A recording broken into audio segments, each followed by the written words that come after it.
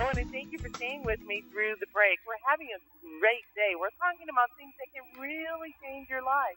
Well, I've got an up close and personal with Brom Windstrom.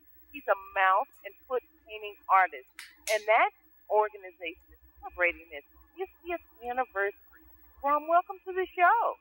Hi, thank you. Good to be with you. Well, thank you so very much. 50 years, your group is celebrating its anniversary. Tell me about that, and then tell me, you've been on the show before, you may not remember, but tell my listening audience what kind of artist you are so they can really understand what I mean by mouth and foot painting. Okay, well, I had been an artist prior to sustaining a spinal cord injury back when I was 21. And so I now paint with my mouth and do work for this wonderful organization, the Mouth and Foot Painting Artists. So, our motto is self-help, not charity. It's a great group, and it's something that really gives me an awful lot of satisfaction. I'd like to ask you, obviously, when you have something, especially as artists, it's an innate skill, but you say you paint with your mouth? Yes, that's right. That's amazing to really try and conceive in our minds. And I've seen your work. Your work is so beautiful. Yeah, I think, the thing is that you don't really paint with your mouth or your feet as much as you paint with your mind. So I keep in mind, all the different elements that go into producing a painting, whether it's colors and shapes and textures and things, and work those out in my head. And then just kind of seems to work out as I put it down with the brush in my mouth. Well, as we've heard, if you listen to great philosophers all of our lives, we've heard mind over matter. And matter is the physicalness of our lives. So that's true.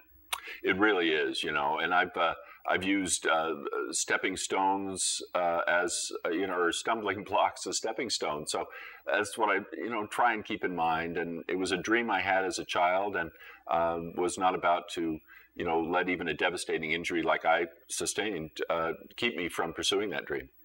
Well, what you're inspiring me to ask you is, so you don't let anything stop you when a roadblock or, as you said, a obstacle is put in your way. You must push forward. You really do, and I've worked with children with disabilities, and I visit some of the schools and things.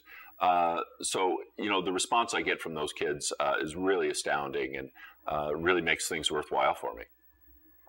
As you look forward to your life, Brom, and that's what I guess we all start looking, especially after you're over 40 or something like that, you start looking at life a little more seriously. What do you look forward to in your life? What do you look forward to manifesting in your life?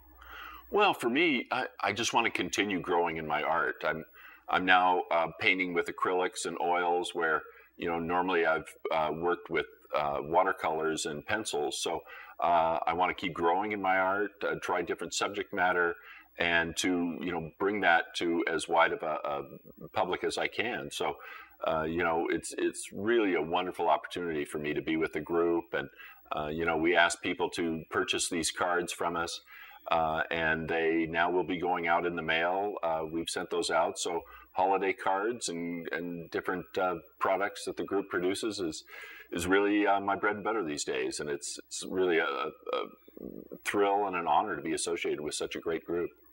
Where can they find out more on the web about your group? Well, on the web, we invite people to come to our site, and that is mfpausa.com. So that'd be the best place to come. Let me ask you one final question. What fuels your soul to keep going when something so tragic is in your way? And it could be this or anything a person is listening to. What fuels you to jump that hurdle? What fuels you to get up that day? What fuels you to, I can do that? What is your source? I'm not really sure where that comes from. I mean, I enjoy life. It's in spite of my disability, I look forward to getting up every day, and not just my paintings, but the people that are around me. My wife and I do a lot of traveling. So, we just really enjoy being together and sharing time in our garden and just getting out and seeing things. So it's a very active life that I still enjoy. And it's something that gives me a great deal of pleasure. Well, Brom Windstrom, I thank you so much for being in my up close and personal. I do hope my audience has gained something from hearing you, because I have been very inspired. Great. Well, thank you for having me on. I appreciate it. Thank you. Okay.